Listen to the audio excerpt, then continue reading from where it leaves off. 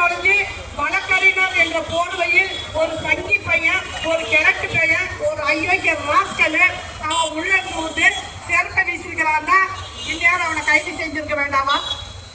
இந்நேரம் அவனுடைய பதவி, அவன் படித்த பட்டம் அனைத்தையும் ரத்து பண்ணியிருக்க வேண்டாமா? ஆனால் இந்த மத்திய அரசு அவனை ஊக்குவிச்சு பார் கவுன்சிலிங் மெம்பரை மட்டும்தான் எடுத்துருக்குது. அவன் படித்த வழக்கறிஞருடைய சட்டத்தை எடுத்துக்கல. அண்ணன் எழுச்சி தமிழர் அவர்கள் மிகவும் தெளிவாக பேசியிருக்காரு நம்ம லைவ்ல. இப்ப எலெக்ஷன் வந்துட்டு இருக்குது. இந்த 2026 எலெக்ஷன் வந்துட்டு இருக்குது. தயவு செய்து நம்ம விடுதலை சிறுத்தைகள் நாம நல்லதே செஞ்சாலும் அவன் கெட்டதா பாலிமார் சேனல் இருக்க பத்தியா, அந்த புறம்போக்கு அயோக்கிய பையன் அவன் ஒண்ணுத்துக்குமே உதவ மாட்டான். புதிய தலைமுறையை ரத்து பண்ணிட்டாங்க. அடுத்ததாக பாலிமார் சேனலை ரத்து பண்ண போறாங்க. அந்த சேனலை ரத்து பண்ணணும். ஏன்னா யாரோ ஒருத்தன் அவன் கண்டிப்பா விடுதலை சிறுத்தையா இருக்க மாட்டான். அவன் எங்கேயாச்சும் ஒன்று பண்ணிட்டு இருப்பான். உடனே இவன் தூக்கி விடுதலை சிறுத்தைன்னு சொல்லணும். அவனுக்கும் விடுதலை சிறுத்தைக்கு என்ன இருக்குதுன்னே தெரியல. இப்ப எழுச்சி தமிழர் அவர்கள் என்ன சொல்லியிருக்காருன்னா, தயவு செஞ்சு 2026 எலெக்ஷன் வருது, நாம எல்லாம் உஷாரா இருக்கணும். நமக்குள்ள இருக்கிற கருத்து வேறுபாடை தயவு செஞ்சு விட்டுடுங்க. உங்களுடைய காலை தொட்டு கும்பிடுறேன். நமக்குள்ள இருக்கிற பிரச்சனை, ஈகோ இதையெல்லாம் விட்டுடுங்க. விட்டுட்டு நமக்குள்ள இருக்கிற பிரச்சனை தூக்கி ஒரு ஓரம் போட்டுட்டு நம்மளை நோக்கி வர பத்தி அயோக்கிய, தலைவரை நோக்கி வர பத்தி அயோக்கிய, அந்த மாதிரி அயோக்கிய நாம எப்படி வென்றெடுக்கிறது, அடுத்த கட்டத்துக்கு நம்ம எப்படி போறது, வீடு வீடா போய் எப்படி எழுச்சி தமிழரை பத்தி பேசுறது, ஒவ்வொரு தெருவா போய் எப்படி எழுச்சி தமிழரை பத்தி பேசுறது அப்படின்றதான் நம்ம கையாளணுமே ஒழிய, நமக்குள்ள சகோதர சகோதரிகளை நமக்குள்ள இருக்கிற பிரச்சனையை தூக்கி விடுங்க, இதை தூக்கி போட்டுருங்க. அண்ணன் எழுச்சி தமிழருக்கு உரிய பாதுகாப்பான இஜெட் பாதுகாப்பை வழங்கணும். ஓரமா வரவனுக்கெல்லாம் இஜெட் பாதுகாப்பை போடுறோம் புறம்போக்கு நாய் மத்திய கவர்மெண்ட்.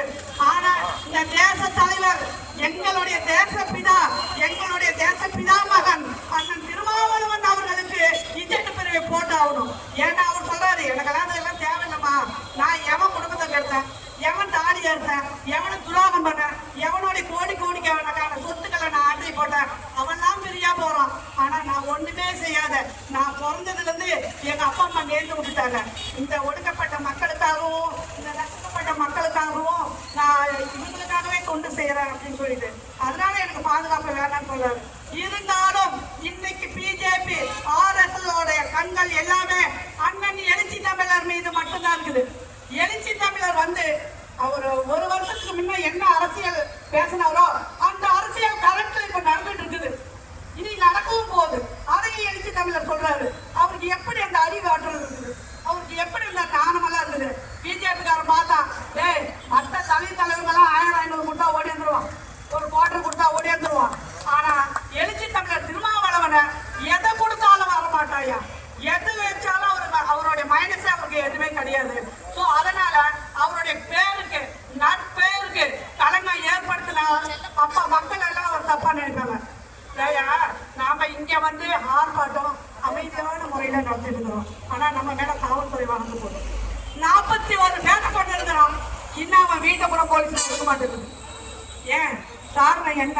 மோடி அரசு, அந்த அயோக்கிய அரசு. அதை நம்ம அப்புறப்படுத்த வேண்டாமா? இன்னைக்கு எல்லாரும் ஒன்று செஞ்சாங்க. தலைவர் சொன்னாரு பிடிஎம். நாம அப்பெல்லாம் நம்மள என்னடா பிடிஎம் பார்த்தோம். இன்னைக்கு எடுத்துக்கிட்டா அனைத்து கட்சியும் ஒன்று சேர்ந்துச்சு மோடி கூட்டம். அனைத்து கட்சி ஆம கருத்தினோடு எல்லா கருத்தினோடும் ஒன்று சேர்ந்துக்கிட்டான். ஆனா அண்ணன் எழுச்சி தமிழர் அவர்கள் அண்ணன் எழுச்சி தமிழர் யாருடனும் சேரல. திமுக கூட நம்ம கொள்கை ரீதியான உடன்பாட்டில் இருக்கிறோம். காரணம் என்னன்னா, நம்மளோட கொள்கையும் அந்த திமுக இடையே இருக்கிற கட்சிகளோட கொள்கையும் ஒன்னா இருக்கிறதுனால நம்ம கூட்டணியில இருக்கிறோம். அரசியல் நமக்கு தேவையில்லை. அரசியல் அண்ணனுடைய சொல்லக்கூடாது அப்படி. ஆனா நம்ம ஒரு இயக்கம், நாம ஒரு இயக்கத்தை வந்தவங்க. அரசியல் தேர்தல் பாதை, திருடர்கள் பாதைன்னு சொல்லிட்டாங்க. கால கட்டாயத்துக்காக நம்ம அரசியல் செஞ்சுட்டு இருக்கிறோம். இந்த அரசியலை தூக்கி போட்டுட்டு மறுபடியும் இயக்கங்களாகுவோம். நாங்க விடுதலை புலிகளுடைய தம்பிகள், நாங்க விடுதலை புலிகள்கிட்ட இருந்து நாங்க வந்திருக்கிறோம். அப்ப எங்களுடைய உரிமையை நாங்க கேட்கிறோம். விடுதலை சிறுத்தைகள் தன்மானத்தோடையும் தைரியத்தோடனும் இருக்கிற ஒரே கட்சி இந்தியாவில் எதுனா விடுதலை சிறுத்தைகள் கட்சி தான். எழுச்சி தமிழர் அவர்கள் சொல்லியிருக்காரு, நாம வெளியே போகும்போதே வாய்க்கரிசி போட்டுட்டு போகணும். எது வேணாலும் நடக்கலாம் அப்படின்னு எல்லா விடுதலை சிறுத்தைகளுக்குள்ளேயும் சிறுத்தை தூய் இருக்கிறது. அதை தட்டி எழுப்பி விடாதீர்கள் சங்கிகளே.